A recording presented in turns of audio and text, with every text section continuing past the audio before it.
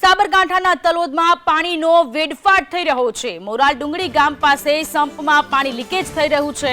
પાણી પુરવઠાની લાઇનના વાલ્વમાં લીકેજ આવ્યું છે। લીકેજ થતા હજારો લીટર પાણીનો બગાડ થઈ રહ્યો છે। સંવાદદાતા હિતેશ રાવલ ફોન લાઈન પર જોડાયેલા છે। હિતેશ, સાબરકાંઠાના તલોદના મોરાલી ડુંગળી ગામે સંપમાં પાણીની પાઇપલાઇન છે જે તૂટી ગઈ છે, એટલા માટે પાણીનો મોટા પ્રમાણમાં વેડફાટ થઈ રહ્યો છે।